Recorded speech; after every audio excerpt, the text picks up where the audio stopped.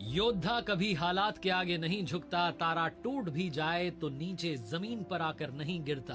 गिरते हैं हजारों दरिया समंदर में, लेकिन कभी कोई समंदर किसी दरिया में नहीं गिरता।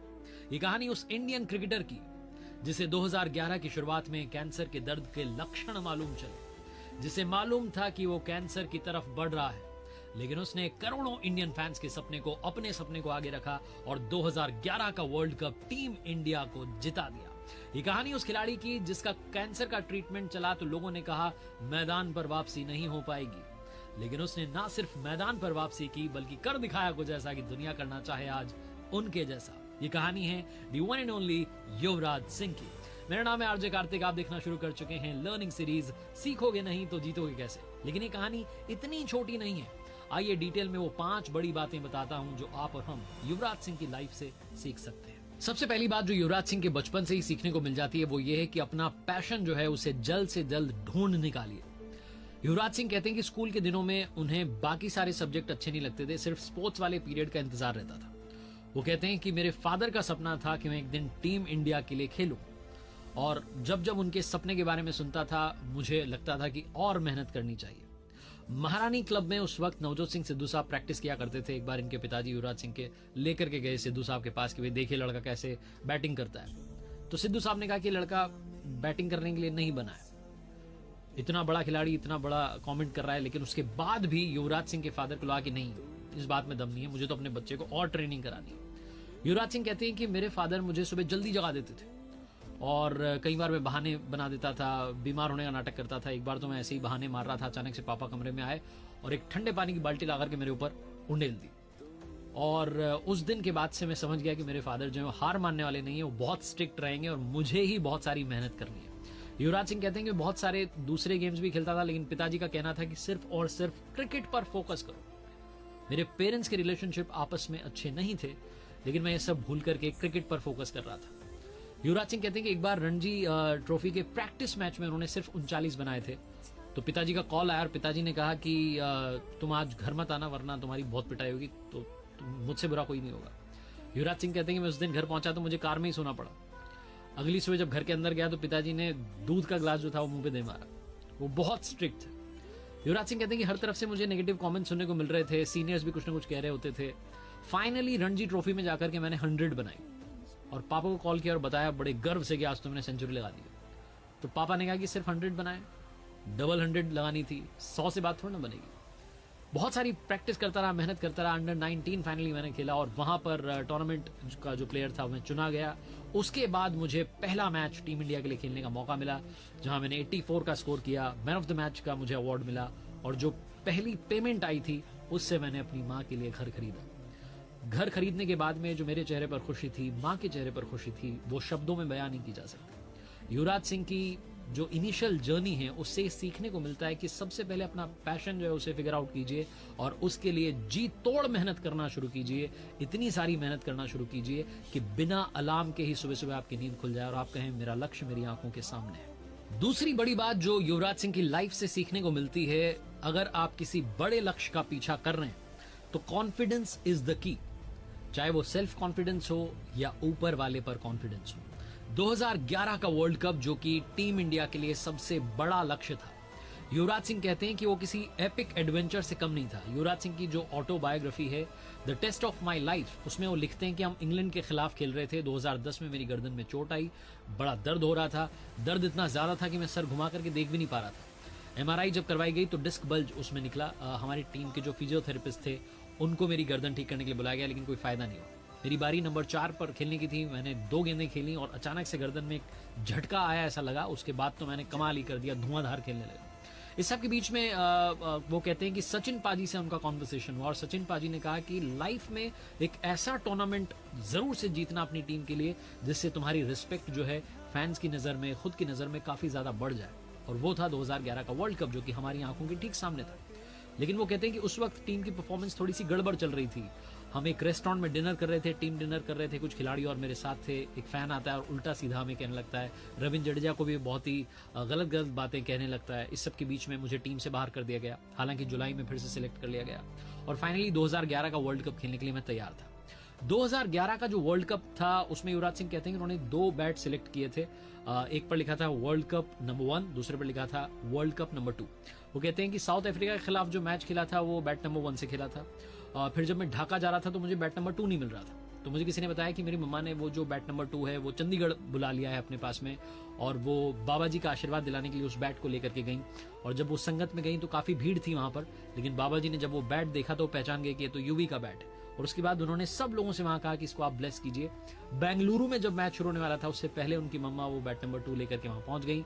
और पूरे टूर्नामेंट में, चाहे हम सब बात करते हो महेंद्र सिंह धोनी के उस 6 की जिसकी वजह से टीम इंडिया वो फाइनल जीती, लेकिन सबको मालूम है कि युवराज सिंह उस वर्ल्ड कप के हीरो रहे और उन्होंने 362 रन बनाए, 15 विकेट्स ली और टीम इंडिया को वर्ल्ड कप जितवा दिया। तीसरी सबसे बड़ी बात, अगर आपके पास विल पावर है तो आप जीवन में मुसीबतों का पहाड़ भी पार कर सकते हैं।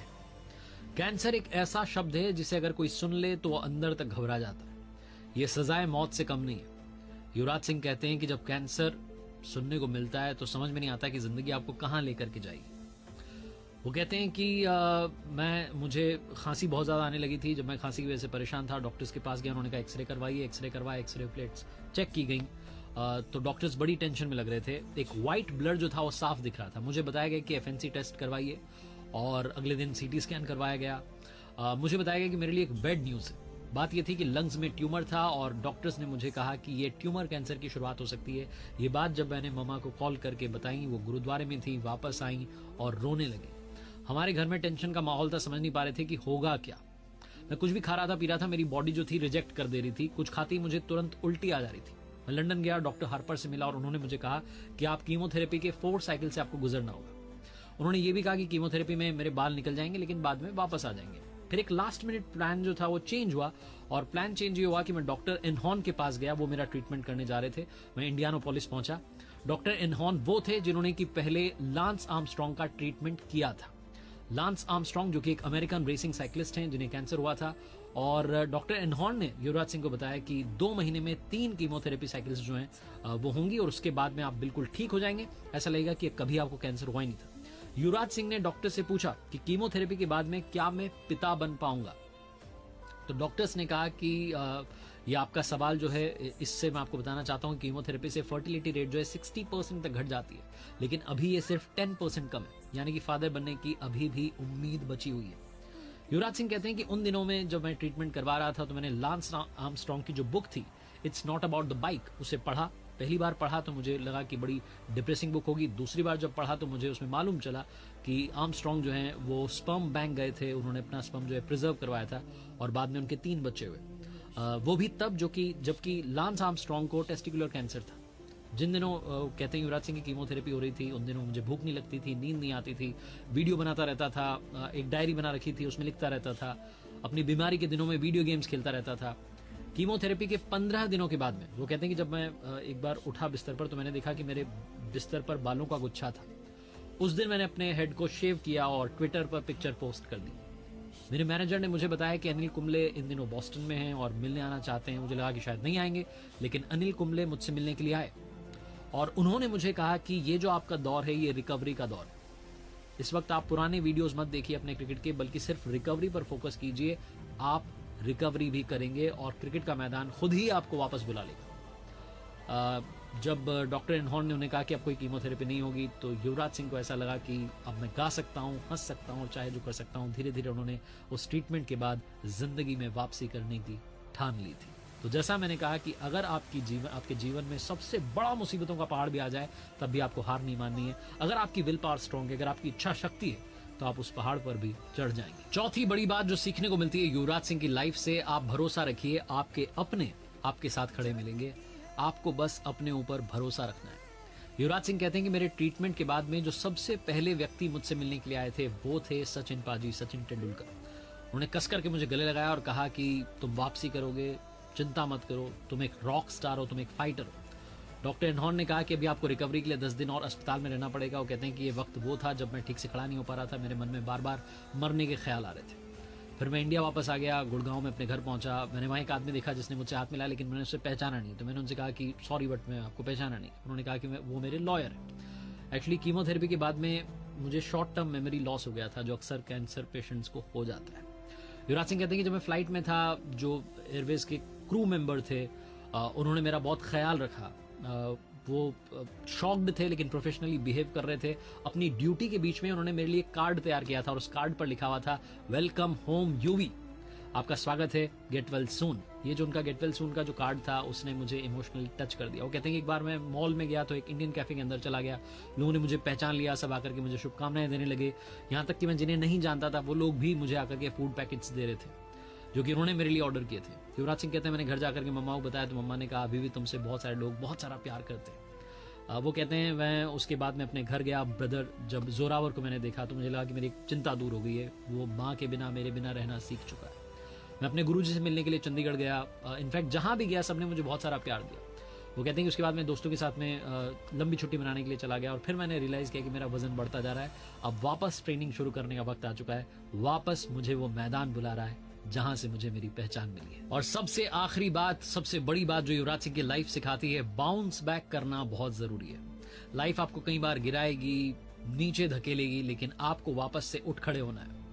ये तमाम जर्नी जो मैंने युवराज सिंह की आपको सुनाई, वो कहते हैं कि घर वापस आने के बाद मैं अपने घर की छत पर गया, वहां एक मोर देख करके हैरान हो गया। मोर को लेकर के काफी सारी बातें कही जाती हैं। कुछ लोग कहते हैं घर पर मोर का आना शुभ है, कुछ लोग कहते हैं कि बैड लक है। इस बैड लक और गुड लक के कंफ्यूजन के बीच में वो कहते हैं कि मुझे अचानक नीचे से मम्मा की आवाज आती है और वो कहती हैं कि जल्दी नीचे आओ, सिलेक्शन हो गया।